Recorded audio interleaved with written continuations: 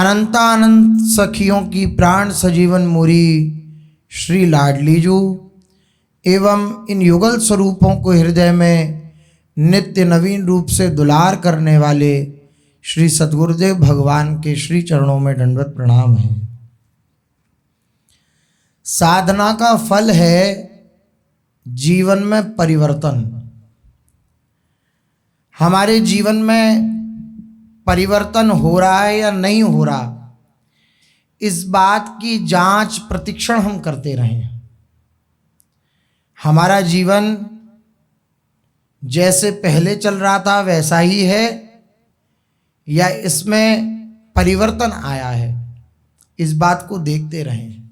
यही सत्संग का फल है, यही सत्संग का लाभ है और यही साधना का लाभ है। क्या लाभ है?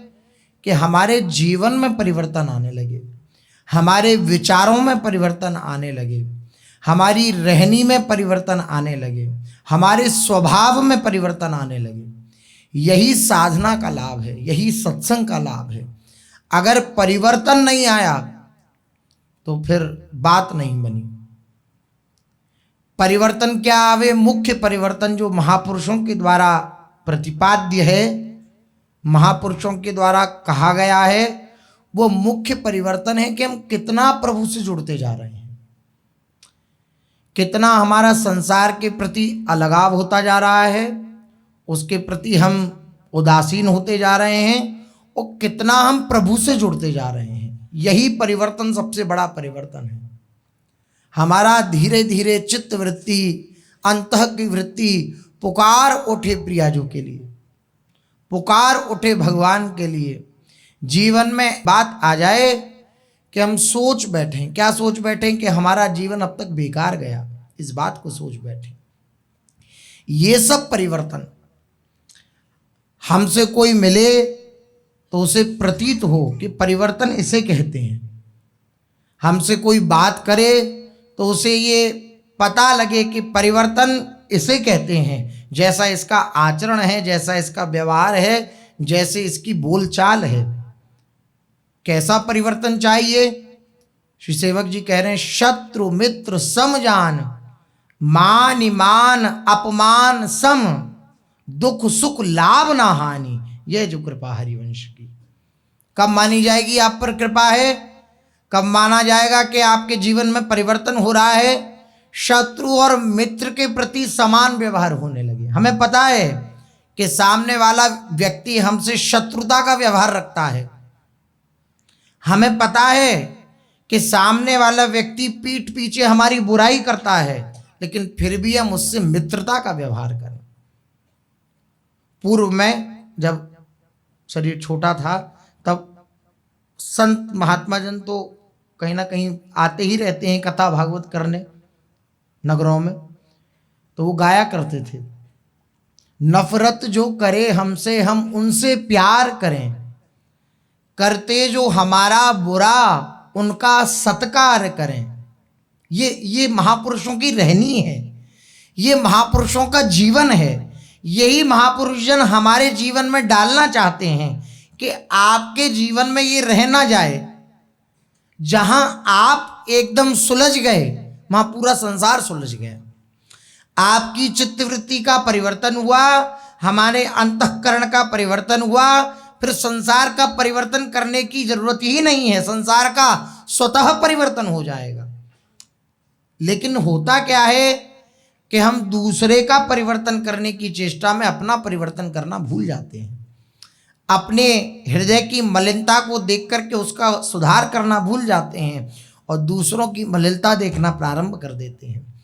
यह बदलाव है, यह परिवर्तन है। क्या परिवर्तन है? हम शत्रु और मित्र में सम व्यवहार करना सीख जाएं। जो शत्रु है, जैसा हम मित्र से व्यवहार करते हैं ऐसा शत्रु से करने लग जाएं। कठिन है, सामने आएगा तो लगेगा कि मतलब इसने हमारे साथ ऐसा किया और अब इससे हम प्रेम का व्यवहार करें, कैसे संभव है? बड़ा मुश्किल है। मंदोदरी से श्री गोपालाचार्य महाराज अपने प्रवचनों में कहा करते थे, मंदोदरी से रावण कहता कि मैं राम जी की शीलता का वर्णन क्या करूं, मैं उनसे उम्र में बड़ा हूं। रावण कहता मंदोदरी से, जब युद्ध करके, रोज युद्ध होता तो करके आता और बड़ा बेचैन होता, बड़ा व्याकुल होता, और बार बार राम जी की शीलता को देख करके, बार बार राम जी के स्वभाव का स्मरण करके बार बार बेचैनी होती। आपका स्वभाव दूसरे के हृदय में खलबली पैदा कर देता है। आपका सद स्वभाव जो हमसे दुर्भाव कर रहा है, हम उससे सद्भाव करें तो वो उसके चित्त में खलबली पैदा कर देगा कि अरे हमने इसके साथ इतना बुरा किया और ये हमारे साथ इतना अच्छा कर रहा है। वो दूसरे के, जो सामने वाला है, उसके भावना में परिवर्तन कर देगा, खलबली पैदा कर देगा। अब राम जी प्रणाम विनम्रता पूर्वक, शत्रु पक्ष है यद्यपि रावण, लेकिन शत्रु में और मित्र में कैसा समान व्यवहार होना चाहिए ये दर्शन करा रहे हैं श्री राम जी। रावण कह रहा है मंदोदरी से कि राम जी जब मेरे सामने आते हैं तो हाथ जोड़ के कहते हैं मैं आपको क्या समझाऊं, आप बड़े हैं, लेकिन फिर भी मैं आपसे निवेदन कर रहा हूं। तू तड़ाक करके बात नहीं करते। स्वयं रघुनाथ जी हैं, मर्यादा पुरुषोत्तम हैं, भगवान हैं, और अर्धांगिनी प्राण सियाजू को जिसने हरण किया है उसके सामने हैं, लेकिन राम जी का शील स्वभाव कैसा है कि वे रावण से भी कहते हैं कि आपको अब मैं क्या समझाऊं, अर्थात आप बड़े हैं, आपको मैं क्या ही समझा सकता हूं, मैं तो बालक हूं, लेकिन फिर भी मैं आपसे निवेदन करता हूं। तो बार बार इस बात का स्मरण करके रावण जो शत्रु है, और ऐसा शत्रु राम जी से ऐसा वैर रखने वाला कि मतलब न भूतो न भविष्यति, क्योंकि प्रभु का निज पार्षद ही है, तो अगर रोल कर रहा है शत्रुता का तो जरा सी भी कोई कमी नहीं उस अभिनय में।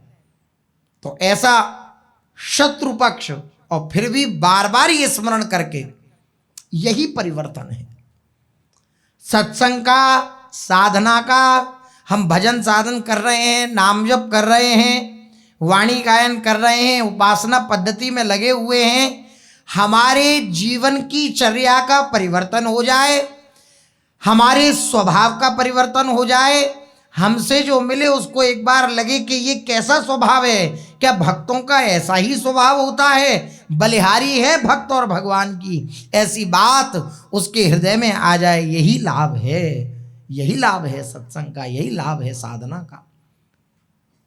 शत्रु मित्र समझान, और मान ईमान अपमान सम, मान अपमान सब समान हो जाए। कोई मान करे तो उसके प्रति जैसा भाव रहता है वैसा भाव रहे, और कोई अपमान करे तो उसके प्रति हे भाव ना होने पाए, नम्र भाव ही रहे। और ये कब हो सकता है? जब अहंकार समर्पित हो जाता है प्रभु के चरणों में, क्योंकि ये जो अहंकार होता है यही बार बार स्फुरित हो करके, बार बार हमें जागृत करके, बार बार दूसरे के प्रति हमारा हे भाव कराता है, दूसरे के प्रति दुर्व्यवहार कराता है। यही अहंकार, अहंकार गलित हो गया और ये भावना हृदय में आ गई कि हमारा जीवन तो ऐसा है कि जितना हमें मिल रहा है इससे लाख गुना ज्यादा मिले अगर कष्ट, तो वो हमारे लिए उपयोगी होगा, वह हमारे लिए वही जो हमारे कर्म है उसका फल होगा। लेकिन प्रभु कितने कृपालु हैं कि छोटे में, छोटे से अपमान में, छोटे से तिरस्कार में, छोटी सी प्रतिकूलता में हमारी जांच कर रहे हैं और हमें पास कर रहे हैं वे स्वयं ही। ऐसी भावना हृदय में रहे तो फिर मान तो सबको प्रिय होता है, खूब मान मिले तो बहुत आनंद आता है, बहुत वाह वाह होती है, बहुत मन लगता है, बहुत। और अपमान मिलने लगे तो सामने वाला, अपमान देने वाला दुश्मन हो जाता है, वो असाधक हो जाता है, वो असंत हो जाता है। जिसके प्रति हमारी ये भावना आ गई ये तो हमारा अपमान करते हैं, ये तो हमारा अपमान करता है, उसके प्रति अगर ये भावना आ गई तो उसके जितने सद्गुण होंगे वो ढक जाएंगे। आपके हृदय में ये भावना आ जाए हमारे प्रति दुर्व्यवहार है सामने वाले का और ये हमारा अपमान करता रहता है, तो उस व्यक्ति के जितने सद्गुण होंगे वो सब ढक जाएंगे, कोई सद्गुण आपको दिखाई नहीं देगा। और आपका सम्मान करता रहे आपके शरीर को पोषित करता रहे, आपके मन को पोषित करता रहे, आपकी हाँ में हाँ मिलाता रहे, तो उसके सारे जो दुर्गुण होंगे वो ढक जाएंगे, आपको उसके अंदर गुण ही गुण दिखाई देंगे। तो गुणों दोष उसके अंदर नहीं है। आपने जो ये मान रखा है कि मेरा मान करता है या अपमान करता है, इसमें गुण दोष छिपे हुए हैं। किसी ने मान किया तो वो हमारे लिए गुणी हो गया, और किसी ने अपमान किया वो हमारे लिए दोषयुक्त हो गया, वो हमारे लिए दोषों का समूह हो गया। इसलिए ये परिवर्तन जीवन में आए। क्या परिवर्तन? हम शत्रु मित्र को एक समान देखें, मान अपमान को एक समान देखें, हानि लाभ को एक समान देखें। हमारे जीवन में अगर कोई हानि हो रही है तो ये प्रभु की अत्यंत कृपा है, क्योंकि उनकी इच्छा के बिना ना हमारे जीवन में कोई हानि हो सकती है और ना कोई लाभ हो सकता है। राई घटे न तिल बढ़े, रहुरे जीव निशंक। राई के समान न घट सकता है न तिल भर बढ़ सकता है। जो विधिना ने लिख दियो छठे राव के रंक, राई घटे ना तिल बढ़े, रहुरे जीव निशंक। इसलिए बिल्कुल निश्चिंत रहना चाहिए इस बात में कि हमारी हानि हो या लाभ हो, हानि और लाभ में सम रहे। सम रहने का अर्थ है प्रभु में रहे, तभी आप सम रह सकते हैं। हानि में हानि की चिंता ना हो, लाभ में लाभ का फूलन ना हो। केवल जैसे लाभ में हम प्रभु का चिंतन कर रहे थे, ऐसी हानि में प्रभु के चिंतन में रहें तो हानि लाभ जीवन में कभी प्रभाव नहीं डाल पाएगा। इसलिए ये सब जो परिवर्तन है यही साधना का फल है। जीवन में परिवर्तन आए, जीवन में परिवर्तन आने लगे, इसके लिए महापुरुषों ने कुछ बातें बतलाई हैं। बोले अगर आप अपने जीवन में परिवर्तन लाना चाहते हो, देख रहे हैं कि हम तो खूब नाम जप कर रहे हैं, खूब उपासना कर रहे हैं, खूब संतों का दर्शन कर रहे हैं, लेकिन हमारे जीवन में परिवर्तन नहीं आ रहा, तो आप इन उपायों को अर्थात इन परिवर्तनों को, इन बातों को हृदय में धारण करिए तो आपके जीवन में परिवर्तन आएगा। सबसे पहली बात कह रहे हैं, ये जो नींव है, इस मार्ग पर चलने की जो नींव है, भगवत मार्ग पर चलने की नींव है, उस बात का उद्घोषणा महापुरुष जन कर रहे हैं। पहली बात, भगवान की कृपा पर विश्वास, ये नींव है। इसके बिना कोई महल खड़ा नहीं हो सकता भाव का। इसके बिना प्रियालाल की किसी भी दिव्य लीला का हृदय में संचार नहीं हो सकता बिना विश्वास के। बिन विश्वास भगति नहीं, और तेहि बिन द्रवहि न राम। जब तक हृदय में विश्वास नहीं है तब तक हृदय में भक्ति का प्रादुर्भाव नहीं होगा, और जब तक भक्ति का प्रादुर्भाव नहीं होगा तब तक भगवान द्रवीभूत नहीं होंगे, भगवान द्रवित नहीं होंगे। अगर भगवान को द्रवित करना है तो हृदय में भक्ति धारण करनी पड़ेगी, और भक्ति को धारण करना है तो उसका पहला सोपान है विश्वास। विश्वास, भगवान की कृपा पर विश्वास। अब हम कैसे जाने हम पर भगवान की कृपा के प्रति विश्वास है या नहीं है, ये कैसे हम जांच करें? तो इस एक पहले अंक में, इस पहली बात में दो बात आती हैं। भगवान पर विश्वास होने से दो बातें स्वाभाविक होंगी। क्या होंगी? पहली बात, अपने लिए कोई चिंता नहीं रह जाएगी। जैसे आप अपने माता पिता पर विश्वास कर लेते हैं, हम तो विश्वास बहुत निम्न कोटि का हमारा विश्वास है, कहीं भी कर लेते हैं। हम नाई की दुकान पे जाते हैं और उस पर विश्वास करके ही तो उसको अपना गला दे देते हैं। हमें क्या ये भरोसा है कि वो काट नहीं डालेगा? लेकिन फिर भी विश्वास ऐसी चीज है कि जिस पर ये पूरी सृष्टि टिकी हुई है। हम विश्वास करके किसी के भी साथ बैठ जाते हैं रिक्शा में, हम विश्वास करके ही तो नाई की दुकान पे चले जाते हैं, हम विश्वास करके ही तो डॉक्टर को हस्ताक्षर करके दे देते हैं कि भाई तुम करो, जो होगा देखा जाएगा। विश्वास ही तो करके कि ये हमारा सुधार करेंगे। हम जब इन छोटी छोटी बातों पर विश्वास कर लेते हैं तो भगवान पर विश्वास कर लें तो क्या होगा? भगवान पर विश्वास करना कठिन हो जाता है। भगवान पर विश्वास करना बड़ा सरल प्रतीत होता है लेकिन अत्यंत कठिन होता है। अगर विश्वास है तो उसकी पहली जांच यह है कि अपने लिए कोई चिंता नहीं रह जाती। जिसका भगवान के प्रति विश्वास होता है, भगवान के प्रति समर्पण होता है, भगवान पर पूर्ण विश्वास होता है, मेरे प्रभु हैं, मेरे सुहृद हैं, मेरे आत्मीय हैं, मेरे मित्र हैं, प्रभु मेरे हैं, ऐसी बात जिसके हृदय में आ जाती है, पहली उसके जीवन में ये बात घटित होती है कि उसको अपनी चिंता नहीं रह जाती। ये बहुत बड़ा, चिंता ना रह गई, बेपरवाह हो गए, फिर तो शहंशाह हो गए। चिंता चिता समान है, घुन की तरह लग जाती है, मुर्दे को चिता जलाती है, जिंदे को चिंता खाती है। जो मुर्दा है, शव है, उसको तो चिता जलाती है, लेकिन जो मनुष्य अर्थात प्राण धारण किए हुए है उसको चिंता जलाती है। दिन प्रतिदिन चिंता से ग्रस्त रहता है, चिंता से विक्षिप्त रहता है। उसी चिंतन में ऐसा ना हो जाए, ऐसा ना हो जाए, ऐसा ना हो जाए। इन सारी विक्षिप्तताओं को नष्ट करना चाहते हैं अगर, तो भगवान पर विश्वास करिए। और भगवान पर विश्वास करने से क्या लाभ होगा? सबसे पहला लाभ यही होगा कि अपनी चिंता खत्म हो जाएगी। क्योंकि जैसे किसी बड़े के हाथ अपना जीवन सौंप देने से जीवन की सारी चिंताएं खत्म हो जाएं। कोई बड़ा आदमी, विश्व का सबसे धनी, और वो हमें गोद ले ले कि भाई अब आज से तुम्हारे पूरे खान पान की, तुम्हारी जीवनचर्या की, तुम्हारे जीवन में जो भी अनुकूलता या प्रतिकूलता आएगी या लानी है, उस सब के लिए हम जिम्मेदार हैं। हम तुम्हारी सब प्रकार से जितना भी तुम्हारा योगक्षेम होगा उसे वहन करेंगे। कोई धनी मानी ऐसा कह दे तो कैसे उसके हृदय में आनंद होगा? वो बेचारा गरीब था और ऐसे धनी मानी ने गोद ले लिया। ऐसे ही जो सबसे बड़े हैं, जितने भी संसार के धनी हैं, वह भी जिन प्रभु के आगे अपना मस्तक झुकाते हैं, वे प्रभु, और उन प्रभु के चरणों में कोई आश्रित हो जाए, उनके प्रति कोई विश्वास धारण कर ले, तो उसके जीवन में कैसा उत्साह होगा। अगर उत्साह नहीं है तो विश्वास की कमी है, विश्वास नहीं है। वरना पहली बात आएगी कि अपनी चिंता खत्म हो जाएगी, और दूसरी बात, विश्वास हृदय में आ गया है या नहीं आ गया, इसकी जांच के लिए दूसरी बात बता रहे हैं। किसी भी परिस्थिति में भगवान के सौहार्द पर संदेह नहीं होगा।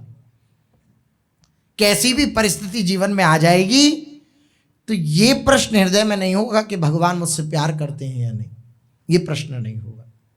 तो ये दो बात बतला रहे हैं।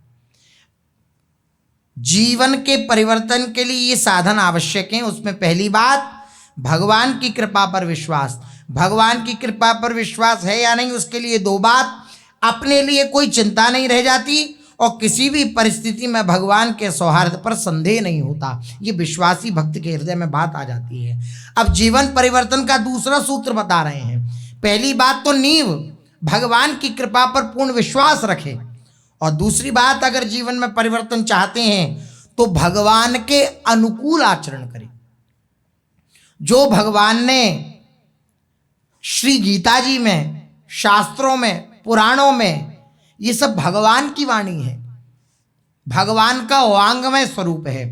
जैसे कोई किसी स्वरूप में श्री ठाकुर जी विराजमान है, कहीं पाषाण रूप में विराजमान है, कहीं लकड़ी के, ऐसे इस प्रकार से अनेक अनेक, इसी प्रकार ये वांगमय स्वरूप है। जो शास्त्र पुराण आदि हैं, ये भगवान का वांगमय स्वरूप है, वचनमयी प्रतिमा है श्री ठाकुर जी की। तो जो महापुरुषों के द्वारा प्रतिपादित मार्ग है, जो श्री ठाकुर जी ने अपने निज मुख से वर्णन किया है, उन दिव्य आचरणों को जीवन में अपनाना और प्रभु के अनुकूल आचरण करना। अर्थात प्रभु के अनुकूल आचरण करने का अर्थ है शास्त्रानुकूल चलना। अब हम शास्त्रों को तो जानते नहीं, इतने शास्त्र हैं, इतने पुराण हैं, इतने, और फिर हमारी बुद्धि की क्षमता भी इतनी नहीं है कि शास्त्र के रहस्य को जान सकें। तो फिर ये इस बात का पर्यावसान हो जाता है महापुरुषों की वाणी में कि हम महापुरुषों के अनुकूल चलें तो जीवन में परिवर्तन आ जाएगा। पहली बात, भगवान की कृपा पर विश्वास। दूसरी बात, भगवान के अनुकूल आचरण करना, ये जीवन के परिवर्तन का सूत्र। और तीसरी बात, जहां तक हो सके, जितनी आपकी सामर्थ्य हो, जितना आप में बल है, भगवान के नाम का रटन करना, ये सर्वोपरि बात है। सारे गुण उस उपासक के जीवन में आ जाते हैं जिसके जिह्वाग्र में भगवान का नाम चलता रहता है। राधा राधा राधा राधा, कृष्ण कृष्ण कृष्ण, जो प्रिय हो नाम, वह नाम चलता रहता है। सारे सद्गुण उसके जीवन में आ जाते हैं। उसको प्रयास नहीं करता गुणों को धारण करने का, सारे सद्गुण उसके जीवन में आते हैं। जहां तक हो सके भगवान के नाम का रटन करे तो जीवन में परिवर्तन आ जाएगा निश्चित। और आज महापुरुषों की कृपा से अगर हम दर्शन करें तो अनेक अनेक अर्थात लाखों लाखों करोड़ों करोड़ों लोग ऐसे हैं जो महापुरुषों की आज्ञा मान कर, भगवान पर विश्वास कर कर और नाम का रटन कर कर अपने जीवन में परिवर्तन देख रहे हैं। ये महापुरुषों के जो सूत्र हैं ये बिल्कुल वैज्ञानिक हैं, ये कपोल कल्पित नहीं है, बिल्कुल वैज्ञानिक सूत्र हैं। आंतरिक प्रेम से, अब नाम तो रटन कर रहे हैं, इसमें सावधानी क्या रखें, अब नाम को आंतरिक प्रेम के साथ, राधा नाम अर्थात जीवन ऐसा लगने लगे। हम राधा राधा उच्चारण करें तो ऐसा प्रतीत हो ये मेरा जीवन है, ये मेरा प्राण है, राधा नाम है जीवन हमारा, राधा नाम प्राणाधार है, ऐसी भावना हृदय में रहे। आंतरिक प्रेम से, गुप्त भाव से नाम का रटन हो, ये भी सावधानी बता रहे हैं। आंतरिक प्रेम से रटन हो और गुप्त भाव से। हम प्रयास ना करें कि हम दूसरे को दिखाएं, देखो आज हमने इतना नाम कर लिया, देखो आज हमने इतना नाम जप किया, ये दिखाने का प्रयास ना करें। गुरु और अपने बीच की बात रहनी चाहिए बस। ये हम क्या साधन करते हैं, हम क्या उपासना करते हैं अपने जीवन में, ये बिल्कुल गुप्त रहनी चाहिए। गुप्त भाव से नाम का रटन हो तब तो सर्वोत्तम है ही, पर यदि बाह्य भी हो तो भी बहुत अच्छा है। हम गुप्त ना कर पाए, अगर ऐसा हो कि हम ऐसे व्यवहार में हैं कि हम उस भजन को गुप्त नहीं कर सकते लेकिन नाम रटन की इच्छा है, तब भी अच्छा है हम नाम रटन करें।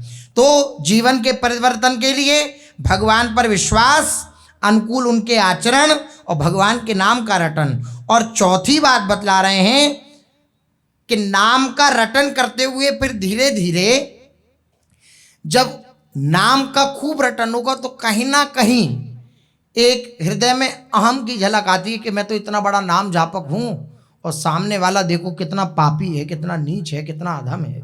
ये बात आने लगती है। ये परीक्षा है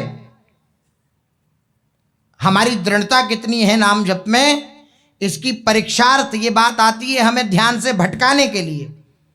तो चौथी बात बतला रहे हैं, अगर जीवन में परिवर्तन चाहते हैं तो दूसरे को सुधारने की चेष्टा में न फंसें, अपने आप को सर्वथा उपराम रखें और अपने सुधार में लगा रहे। ये बहुत अच्छे अच्छे साधकों से भूल हो जाती है। अपने जीवन में भी देखने को मिलता है कि प्रियतावश, प्रेमवश किसी के प्रति अगर ऐसी भावना हो कि भाई ऐसा नहीं ऐसा करो, तो कहीं ना कहीं उस व्यक्ति को ऐसा लगने लगता है कि ये अधिकार जमा रहे हैं, अपना अधिकार दिखा रहे हैं और इनकी बात नहीं मानी तो हमारा अकल्याण हो जाएगा। ऐसा नहीं है। प्रियता के कारण ऐसा भाव होता है। ये भगवान का जब अत्यंत कृपा स्वभाव प्रकट होता है तब हमारे जीवन में कोई शासन करने वाला आता है। ये हमने अपने जीवन में भी देखा। जैसे पूज्य सदगुरुदेव भगवान का तो शासन है ही, लेकिन और भी जो बड़े संत भगवान हैं उनका शासन जब होता है जिनसे हम प्रत्युत्तर नहीं कर सकते, उनका जब शासन होता है तो उस शासन का लाभ अपने जीवन में प्रतीत होता है, अपने जीवन में देख पाते हैं और वह सुलझन जीवन भर काम देती है। अगर दैन्यता पूर्वक उनको स्वीकार किया जाए तो वह सुलझन जीवन भर काम देती है, ऐसा देखा जाता है। लेकिन साधक के लिए सबसे बड़ी हानि की बात है अगर वो ये बात धारण कर लेता है दूसरे की सुधारने की चेष्टा करना। अगर कहा जा रहा है तो सुना भी जा रहा है, तो कहा जा रहा है तो पहले श्रोता तुम ही हो। देखो अपने जीवन में देखो क्या कमियां, उसका सुधार करो। दूसरे की सुधार की चेष्टा करी तो अपने मार्ग से भटक जाएंगे। हम जो ये हृदय में धारण करके आए थे कि सर्वत्र मेरे प्रभु हैं, कोई साधक नहीं है, सब मेरे प्रभु के स्वरूप हैं, इस बात से हम हट जाएं। और ये भूल हो जाती है अपने अंदर अहंकार होने के कारण कि मैं बहुत बड़ा ज्ञानी हूँ, बहुत बड़ा प्रवचन करता हूँ, ऐसी बात हृदय में आ जाने के कारण फिर प्रवचन देने लग जाया जाता है और फिर ऐसा लगता है कि अमुक का सुधार होना चाहिए, और जब नहीं होता तो बस उसी में अब क्या हुआ, अपने जीवन का जो उद्देश्य था उससे परे हो गए, भूल गए, लक्ष्य से भटक गए। इसलिए महापुरुषों ने कहा अगर परिवर्तन चाहते हैं, परिवर्तन नहीं होगा अगर ये भाव रहेगा तो, परिवर्तन चाहते हैं तो उसके लिए उपाय है दूसरों को सुधारने की चेष्टा में ना फंसे। सब ज्ञानी सभी ही चतुर, श्री भोरी सखी कह रहे हैं, और प्रेरक हरिवंश। सब ज्ञानी सब ही चतुर, सब ज्ञानी हैं, सब चतुर हैं, सब अपने आप में खूब बुद्धिमान हैं, कैसे किसका कल्याण होना चाहिए ये सब जानते हैं, लगे नहीं ये अलग बात है, लेकिन जानते सब हैं कि हमारा कल्याण कैसे होगा। इसलिए कभी ये भावना ना आने पाए, ये भावना रहे कि सब ज्ञानी हैं, सब चतुर हैं, सब प्रभु स्वरूप हैं, हमें किसी का सुधार नहीं करना। और पांचवी बात बता रहे हैं, भगवान के गुण लीला प्रभाव आदि को बार बार सुने और सुनावे। ये जो 5 बातें हैं, इन 5 बातों से निश्चित जीवन में परिवर्तन आ जाएगा। अगर हमारे जीवन में परिवर्तन नहीं दिख रहा, हमारे जीवन में परिवर्तन नहीं आ रहा, तो हम इन 5 बातों में जांच कर लें। या तो हमारे भगवान के प्रति विश्वास में कमी है, हम भगवान के अनुकूल आचरण नहीं कर रहे, शास्त्र विरुद्ध आचरण कर रहे हैं। अगर जीवन में परिवर्तन नहीं है तो ये देख लें, भगवान नाम का हम रटन नित्य निरंतर नहीं कर रहे, जितना हमारे में सामर्थ्य है, जितना बल है, उतना नाम का रटन हम नहीं कर रहे, और हम दूसरे के सुधार की चेष्टा में लगे हुए हैं। थोड़ा सा जो ज्ञान हो गया है उस ज्ञान को बखारने में लगे हुए हैं। और 5वीं बात, भगवान की गुण लीला प्रभाव आदि को हम बार बार सुन नहीं रहे हैं, इसलिए हमारे जीवन में परिवर्तन नहीं आ रहा। इसके विपरीत अगर हम इन बातों को निश्चित रूप से स्वीकार करें, भगवान पर विश्वास करें, उनके अनुकूल आचरण करें, भगवान के नाम का रटन करें, अपने सुधार की चेष्टा करें, गुण लीला प्रभाव को बार बार सुने सुनावें, तो निश्चित रूप से जीवन में परिवर्तन आ जाएगा।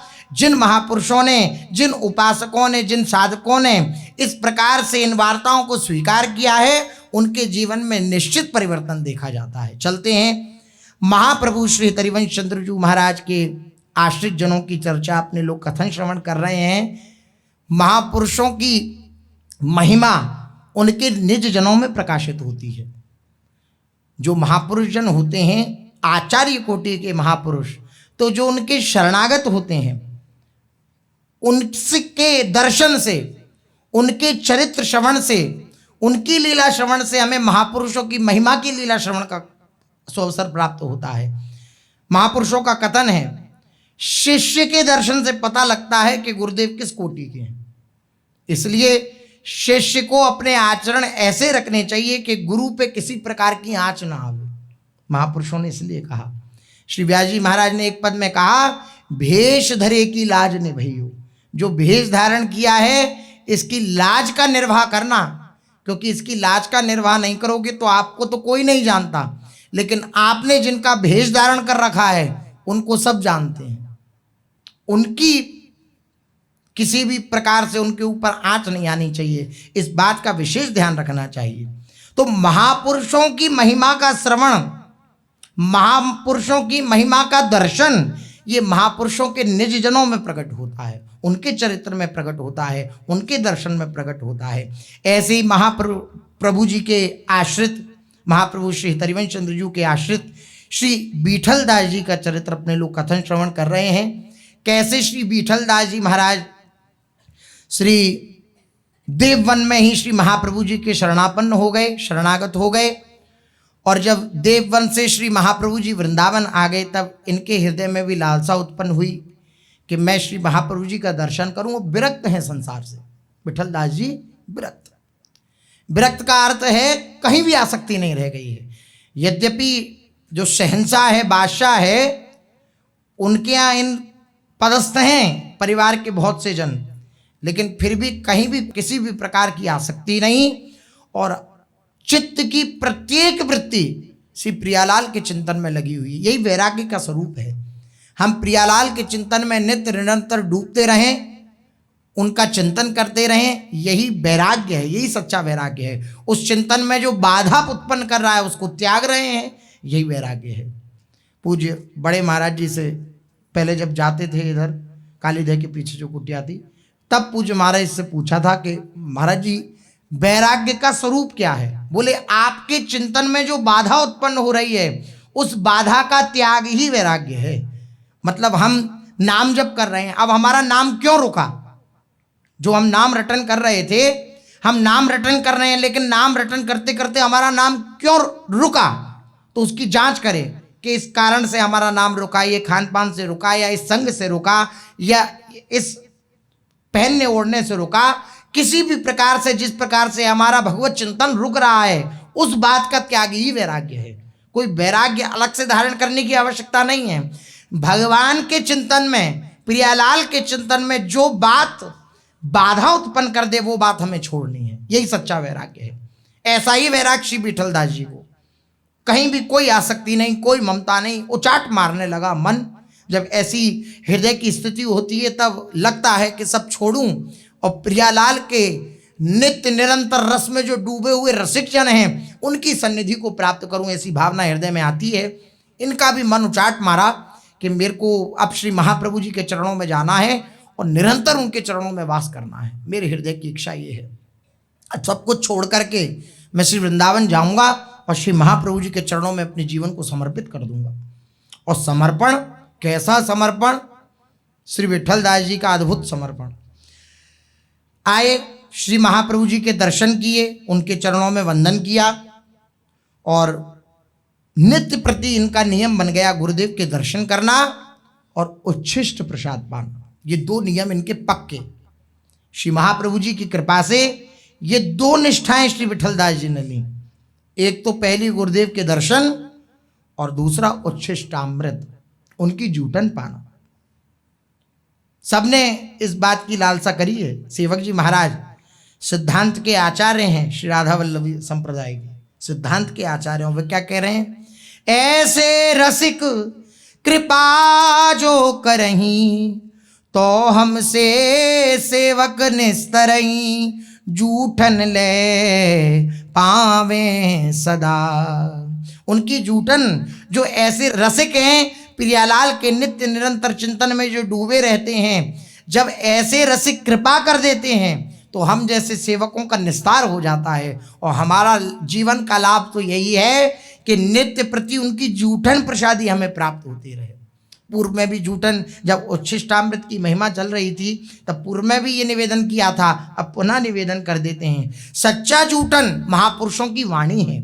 जो महापुरुषों ने हमें आज्ञा करी है, जो महापुरुषों ने हमें बता दिया कि इस मार्ग पे चलो, वह जो उन्होंने अपने मुख से निकाला है वही सच्चा जूठन है। अगर हम उनकी आज्ञा का पालन कर रहे हैं अर्थात हम उनका उच्छिष्टामृत प्राप्त कर रहे हैं। उनकी आज्ञा का पालन नहीं सर्वोच्च है। इनके दो नियम प्रकट में, श्री महाप्रभु जी के दर्शन करना और उच्छिष्टामृत प्राप्त करना, इन्होंने अपनी दैनिक चर्या में अनिवार्य रूप से सम्मिलित ये दो नियम कर लिए। श्री हिताचार्य चरण के प्रति इनकी ऐसी आसक्ति थी कि ये हितजू का आदर्शन एक क्षण के लिए भी नहीं सह सकते थे, एक क्षण के लिए भी। जैसे चकोर चंद्रमा को निरखता रहता है, ऐसे ही विठलदास जी भी गुरुदेव के मुखचंद्र को निरखते रहते। यही महिमा है शिष्य की। अपने गुरुदेव के मुख कमल को कैसे देखता रहे?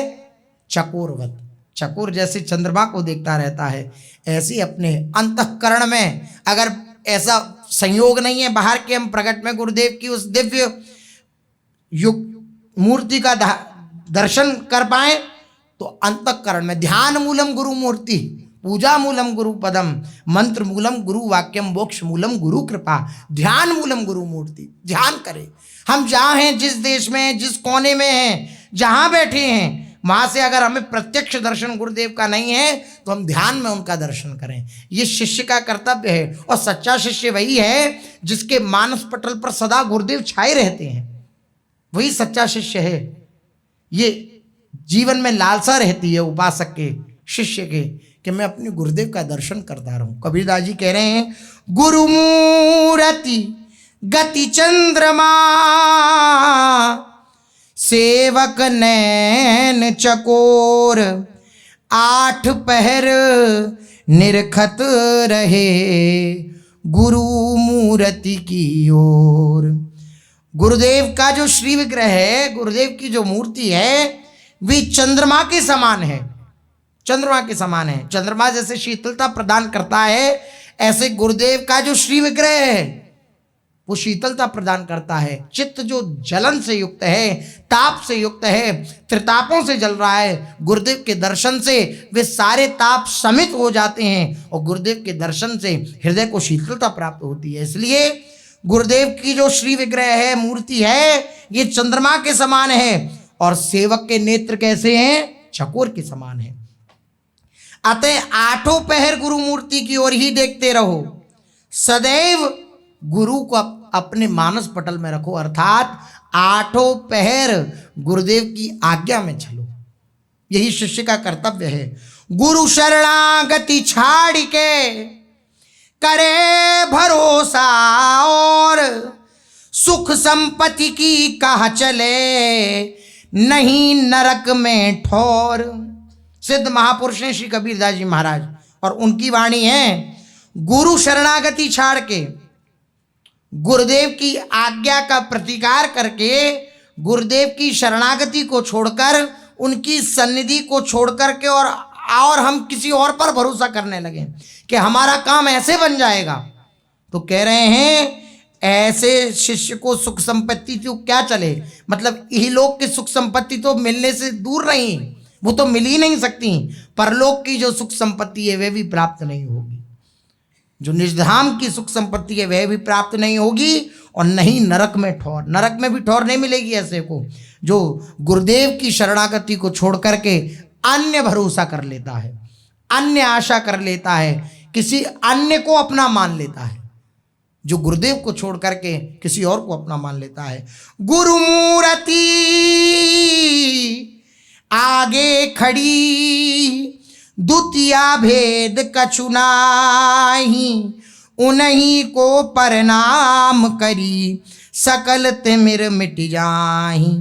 चैतन्य गुरुदेव की श्री विग्रह सामने खड़ा है, श्री मूर्ति सामने खड़ी है, और आप दूसरा भाव करें कि हम किसी और को प्रणाम करें, गुरुदेव खड़े होने ना प्रणाम करके हम पहले ठाकुर को ही करने लगे। बोले नहीं, गुरुदेव को पहला प्रणाम। क्योंकि अगर देखा जाए तो गुरुदेव के हृदय में कौन विराजमान है? प्रियालाल ही तो विराजमान है। तो गुरुदेव कौन है? प्रियालाल स्वरूप हैं, प्रियालाल के ही स्वरूप हैं। अगर हम गुरुदेव को प्रणाम कर रहे हैं तो हम प्रियालाल को भी प्रणाम कर रहे हैं। इसलिए कह रहे हैं द्वितीय भेद कछु नाही, हृदय में ये बात ना आ जाए, दूसरा भेद उत्पन्न ना हो जाए कि मैं प्रणाम करूं, अभी श्री ठाकुर के सामने हैं श्री गुरुदेव भगवान, मैं प्रणाम करूं या ना करूं, ऐसी भावना नहीं आनी चाहिए। गुरुदेव हैं तो तुरंत प्रणाम, दंडवत प्रणाम। गुरु मूर्ति आगे खड़ी, द्वितीय भेद कछु नाही, उन्हीं को प्रणाम करी, सकल तिमिर मिट जाएं। अगर उनको प्रणाम करोगे तो सारे जितने भी हृदय का अविद्या है, अंधकार है, वे सब नष्ट हो जाएगा गुरुदेव को प्रणाम करने से। हम किसी सभा में गए, अब अनेक संत महापुरुष विराजमान हैं, यद्यपि सभी हमारे गुरुदेव के स्वरूप हैं, लेकिन शिष्य का कर्तव्य सबसे पहले अपने गुरुदेव को प्रणाम, फिर सबको प्रणाम। ये गुरुदेव कहेंगे कि सबको प्रणाम करो, सबको तो बस, लेकिन हमारा कर्तव्य, हमारे लिए सर्वोपरि हमारे गुरुदेव भगवान हैं। किसी के प्रति हेभाव नहीं है, किसी के प्रति अनादर बुद्धि नहीं है, लेकिन ये निष्ठा का निर्वहन करने के लिए हमारे लिए सर्वोपरि हमारे गुरुदेव भगवान हैं। ज्ञान समागम प्रेम सुख दया भक्ति विश्वास, गुरु सेवा ते पाइए सतगुरु चरण निवास। गुरु सेवा से पाइए सतगुरु चरण निवास, अर्थात सतगुरु के श्री चरणों के निकट रहना ही निवास नहीं है। गुरुदेव की सेवा जब करेंगे तब उनके चरणों के निकट निवास मिलेगा। तो सेवा कैसे होती है? चरणों के निकट प्रकट सेवा कैसे होती है? जब चरणों के निकट रहेंगे, उनके श्री विग्रह के निकट रहेंगे, तभी तो सेवा होगी। तो ये बात क्यों कह रहे हैं कि जब सेवा करेंगे तब सतगुरु के चरणों में निवास मिलेगा, अर्थात सेवा हम कर रहे हैं, प्रकट में उनके समीप हैं, लेकिन उनकी आज्ञा का पालन नहीं कर रहे, तो उनके चरणों के समीप होते हुए भी चरणों में निवास नहीं होगा, विषयों में निवास होगा, प्रपंच में निवास होगा। लेकिन अगर उनकी सेवा उनकी आज्ञा पालन करते हुए कर रहे हैं तो उनके चरणों में हमारी निष्ठा होगी, उनके चरणों में दृढ़ निवास होगा। श्री राधा जो चरण निवास, ये निवास है। निवास अर्थात पूर्ण रूपेण विश्राम स्थली। आप कहीं विश्राम प्राप्त नहीं हो रहा, अपने निवास पर जाकर, अपने घर पे जाकर आप विश्राम को प्राप्त हो जाते हैं। कहीं की भी कोई भी थकान हो, कितनी भी अच्छी या बुरी जगह चले जाएं, लेकिन अपने घर आके जो सुकून मिलता है वो कहीं नहीं मिलता। इसी प्रकार जिनका निवास स्थल श्री गुरुदेव के युगल चरणारविंद हो गए हैं, श्री गुरुदेव के चरणारविंद हो गए हैं, अर्थात कहीं और विश्राम नहीं मिलता, कहीं और हृदय को शीतलता प्राप्त नहीं होती, गुरुदेव के चरणों में शीतलता प्राप्त होती है। तो उसको क्या मिलता है? ज्ञान प्राप्त हो जाता है, उसे विशुद्ध ज्ञान प्राप्त हो जाता है। जो सेवा में परायण रहता है गुरुदेव की सेवा का, कई बार महापुरुषों ने, श्री सद्गुरुदेव भगवान ने भी बताया, सेवा आज्ञा पालन, आज्ञा समन सुसाहिब सेवा। ज्ञान प्राप्त हो जाता है, विशुद्ध ज्ञान सेवा के प्रभाव से, और संतों के प्रति प्रियता जागृत हो जाती है गुरु सेवा के प्रभाव से। सबके प्रति प्रेम उत्पन्न हो जाता है गुरु सेवा के प्रभाव से। चित्त निर्वासनिक हो जाता है, किसी प्रकार की कोई वासना नहीं रह जाती चित्त में। सुख, दया, भक्ति और सत्य ये जीवन में प्रकट हो जाता है गुरु सेवा के प्रताप से। इसलिए गुरुदेव की जो आज्ञा पालन करता है, गुरुदेव के श्री विग्रह का जो दर्शन करता रहता है, गुरुदेव की मूर्ति का जो ध्यान करता रहता है, उसको निश्चित रूप से हृदय में शीतलता का अनुभव होता है। ऐसी श्री विट्ठलदास जी का जीवन है। गुरुदेव के मुखचंद्र को देखकर ही ये जीते हैं। मेरे गुरुदेव मेरे सामने हैं, बस यही इनका जीवन है। इनकी गुरु भक्ति एवं अद्भुत समर्पण को देख करके श्रीहित महाप्रभु इन पर बड़े कृपालु रहते। सब शिष्यों पर समान कृपा होती है गुरुदेव की, लेकिन आपका जितना समर्पण होगा, जितनी गुरु भक्ति होगी, उतना आपको यह अनुभव में आएगा कि गुरुदेव मुझसे अत्यंत प्यार करते हैं। हम उनके विरुद्ध आचरण करेंगे तो हमारे जीवन में ये बार बार मन सिखाता रहेगा कि हमसे तो प्यार करते ही नहीं गुरुदेव, हमारी तरफ तो देखते ही नहीं। लेकिन अगर उनकी आज्ञा में चल रहे हैं, उनके बताए हुए मार्ग पर चल रहे हैं, और अपना जीवन गुरुदेव को मान रखा है, तो प्रतिक्षण ऐसा अनुभव होगा कि गुरुदेव मेरे बिल्कुल समीप है। प्रतिक्षण ऐसा अनुभव होगा। श्री महाप्रभु जी भी बड़े कृपालु हैं इन पर, क्योंकि अपना सर्वस्व खो करके श्री महाप्रभु जी के चरणों में विराजमान हैं श्री विट्ठलदास जी, इसलिए महाप्रभु जी अत्यंत कृपालु हैं। श्री विट्ठलदास जी को परमाराध्य श्री राधा वल्लभ लाल जी की श्रीहित रसरीति के अनुसार अनन्य प्रेम भाव से सेवा करते हुए जब बहुत समय व्यतीत हो गया, बहुत दिनों तक श्री महाप्रभु जी के चरणों की सेवा करी, श्री महाप्रभु जी ने जो रसरीति बताई, उस रसरीति के अनुसार, हमारी रसरीति क्या है? युगल को प्रसन्न करना, यही रसरीति है। हमारे प्रियालाल प्रसन्न हैं और हम उनको आशीष दे रही हैं अपने सहचरी स्वरूप से, यही रसरीति है।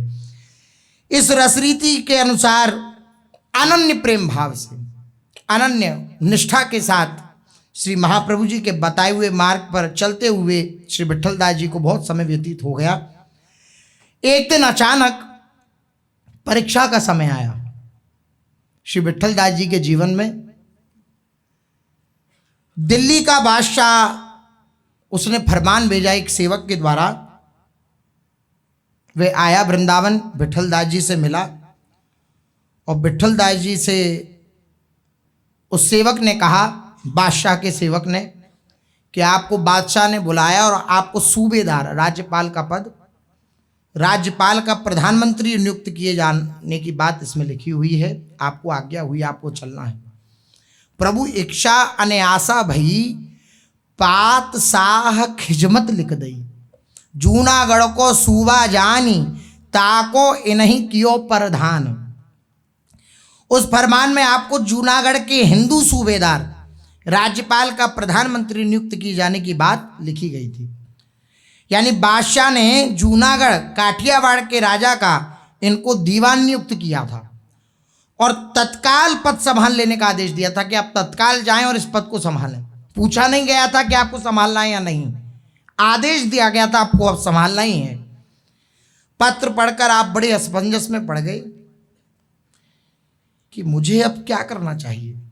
जीवन वृंदावन है, जीवन गुरुदेव के दर्शन है, जीवन गुरुदेव का उच्छिष्ट है, इसके बिना मैं कैसे रहूंगा। ये कोई उपासक हृदय ही जान सकता है कैसी उसके हृदय में अशांति उत्पन्न हो जाती है जब ऐसी भावना आती है कि मुझे वृंदावन से दूर जाना पड़ेगा, मुझे गुरुदेव से दूर जाना पड़ेगा। ये किसी सहृदयी पुरुष जान सकता है इस बात को। पत्र पढ़कर आप बड़े विक्षिप्त हो गए, क्या करना चाहिए क्या नहीं करना चाहिए, ये भावना हृदय में आई। अतएव आप उस पत्र को लेकर के श्री गुरुदेव हरिवंश चंद्र जी महाराज के समीप पहुंचे और पत्र को पढ़कर सुनाते हुए अपनी दुविधा उनके समक्ष निवेदन करी। पत्र को पढ़ के सुनाया, ये आज्ञा हुई है, बादशाह का सेवक आया, उसने कहा है कि आपको तुरंत जूनागढ़ में जाकर के, काठियावाड़ में जाके वहाँ के राजा का दीवान पद नियुक्त करना है। अब क्या किया जाए? सोई लिख्यो ले गुरई सुनायो, प्रभु इच्छा लकी हित जू दृढ़ायो, अनायास आवे घर वैसे, प्रभु को मान करें कृत जैसे। अब महाप्रभु जी ने क्या कहा? आचार्य चरण तत्काल बोले, चूंकि ये सेवा तुम्हें अनायास मिली है। सबसे पहली बात क्या कही? ये जो विक्षिप्तता हो रही थी चित्त में, वो इस बात से हो रही थी कि मुझे विमुखों का संग करना पड़ेगा, प्रियालाल की दिव्य निज धाम से दूर होना पड़ेगा, आपसे दूर होना पड़ेगा, वो काम करना पड़ेगा। तो ये जो काम वाली भावना थी, कार्य वाली भावना थी, उसका शमन कर दिया महाप्रभु जी ने अपने पहले वाक्य में। महाप्रभु जी बोले, चूंकि ये सेवा, कार्य नहीं बोला, काम नहीं बोला, बोले पहले तो तुम अपनी ये भावना हटाओ कि ये कार्य है, ये पद जो तुम्हें मिल रहा है ये तुम्हारा काम है। नहीं, ये सेवा है और ये तुम्हें अनायास प्राप्त हुई है, तुम्हारी इच्छा नहीं थी कि तुम जाओ, ना हमारी इच्छा थी, ना किसी की इच्छा थी, ये श्री जी की इच्छा से हुआ है। श्री महाप्रभु जी ने तुरंत आदेश किया, चूंकि ये सेवा तुम्हें अनायास ही मिली है, अतः ऐसे प्रभु की इच्छा मान करके स्वीकार कर लो, स्वीकार कर लो तुरंत, ऐसे प्रभु की इच्छा मानकर तुम्हारा वहां चले जाना ही ठीक रहेगा। महापुरुषों की बात में क्या रहस्य छुपा होता है इसको हम नहीं जान सकते हैं। उनकी आज्ञा का पालन करें और जैसा वो कह रहे हैं वैसा कर दें, तो उसका जो परिणाम निकलेगा तब आपको समझ में आएगा कि अगर उस समय हमने गुरुदेव की आज्ञा न मानी होती तो ये परिणाम प्राप्त नहीं होता। महापुरुषों की बात में जो केले के पात में पात पात में पात, त्यों संतन की बात में बात बात में बात महापुरुषों ने वर्णन किया। जैसे केले का जो खम्भ होता है उसमें एक के बाद एक पत्र निकलता चला जाता है, कोई डंडा नहीं होता उसमें।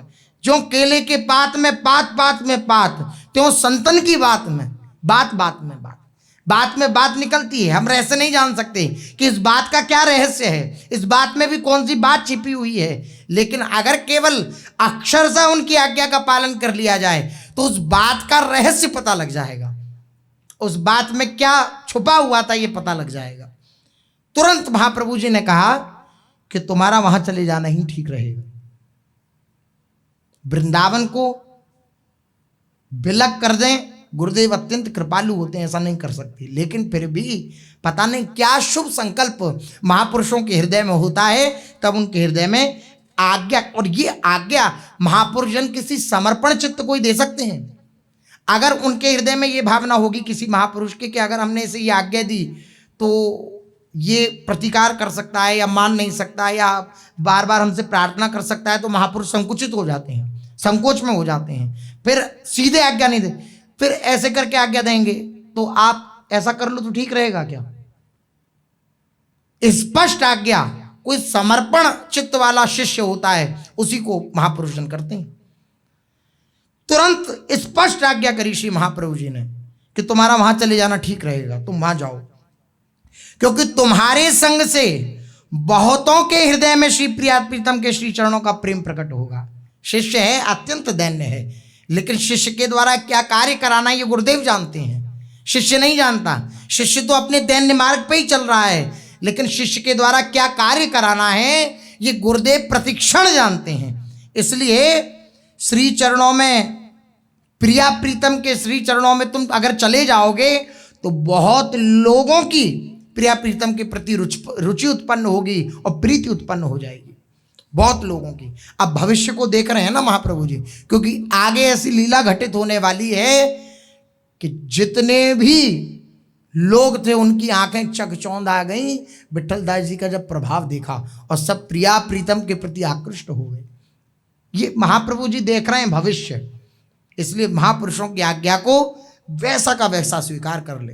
वो कह दें ऐसे रहो तो वैसा स्वीकार कर ले, वो कह दें ऐसे ना रहो तो वैसा स्वीकार कर ले। मैं ऐसा क्यों ना रहूं और मैं ऐसा क्यों रहूं, ये नहीं, ये बात होगी अगर, तो इसका जो परिणाम होगा ये समझ में हमें नहीं आएगा। हमारी किसी भी इच्छा के प्रति अगर देरी हो रही है तो कहीं ना कहीं उसमें मंगल छुपा हुआ है, हमें ये स्वीकार करना पड़ेगा।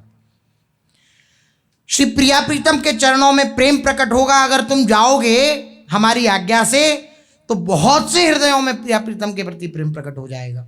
महाप्रभु की बात सुनकर विट्ठल दास जी ने प्रार्थना की और प्रार्थना करते हुए बोले, हे कृपानाथ, मैं आपकी आज्ञा की अवहेलना नहीं कर सकता, उल्लंघन नहीं कर सकता। यही सेवक का धर्म है। सेवक की बात यही है, वो कभी अपने स्वामी की आज्ञा की अवहेलना नहीं कर सकता। सेवक स्वामी एक मत, मत में मत मिली जाए, चतुराई रीझे नहीं, रीझे मन के भाई। सेवक का और स्वामी का मत मिल जाए, जो स्वामी का मत है, जो स्वामी का मानना है वही मेरा मानना है। जब ये दो मत नहीं रह जाते, शिष्य कुछ सोच रहा है, गुरुदेव कुछ सोच रहे हैं, ऐसा नहीं रह जाता।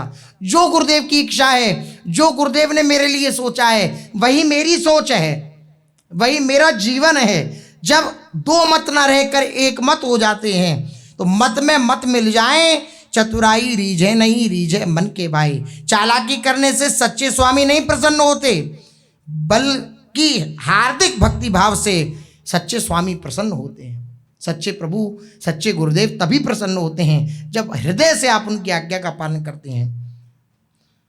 कल भी अपने लोगों ने श्रवण करा था, कैसे कबीरदास जी महाराज कह रहे हैं, तू कर तो निकट है और दूर दूर करू हो जाए, जो गुरु राखे त्यों रहे, जो देवे सो खाए। जो गुरुदेव देवे खा ले, जैसे राखें वैसे रखे।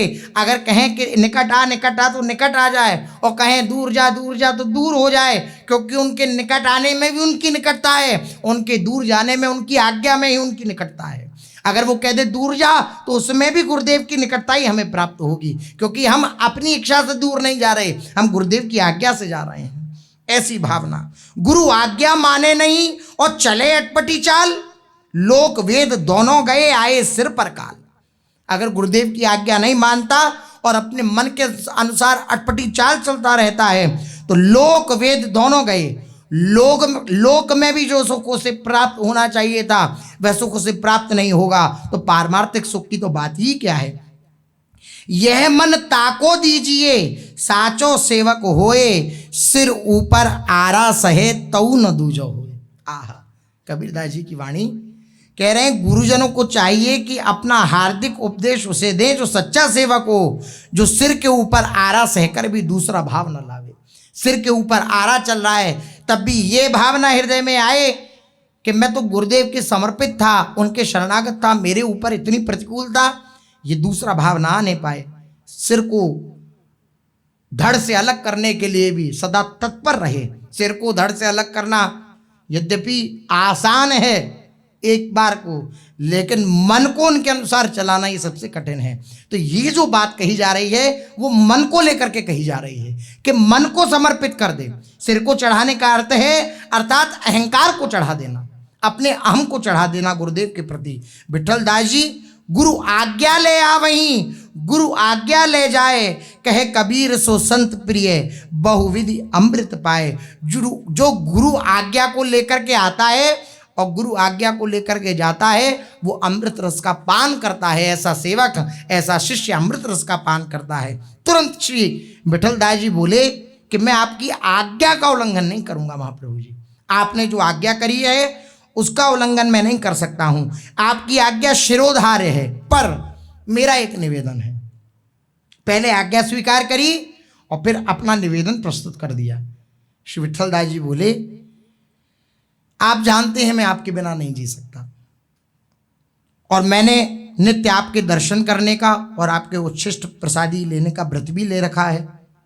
अब इस व्रत का, इस प्रतिज्ञा का निर्वाह कैसे होगा, आप मुझे ये बतला दीजिए। आप जैसी आज्ञा करेंगे, मैं हाथ खड़े करके कहता हूं, मैं उस आज्ञा का निर्वहन करने के लिए सदा तत्पर हूं। आप विचार करिए, जो सब कुछ छोड़ करके श्री महाप्रभु जी के निकट रहने के लिए अपना जीवन को खत्म करके ये नवजीवन में आए हैं, और उनके प्रति ये आज्ञा हो जाए कि अपने जीवन को छोड़कर अलग चले जाओ, कितना बड़ा हृदय में सामर्थ्य चाहिए। ये शिष्य का सामर्थ्य होता है। श्री महाप्रभु जी के चरणों में निवेदन किया विठलदास जी ने, आपने जो आज्ञा करी अक्षरशः वैसा ही होगा, लेकिन आपके ही कृपा प्रसाद से ये जो प्रतिज्ञा ली थी कि आपके दर्शन रोज करूंगा और आपका उच्छिष्टामृत रोज पाऊंगा, इस प्रतिज्ञा का निर्वहन कैसे होगा, बस आप ये बतला दीजिए। अब महाप्रभु जी क्या इसका निवारण करते हैं, इस प्रतिज्ञा का कैसे निर्वहन कराते हैं श्री विठलदास जी से, सो शेष चर्चा आगे। श्री राधा वल्लभ लाल की जय।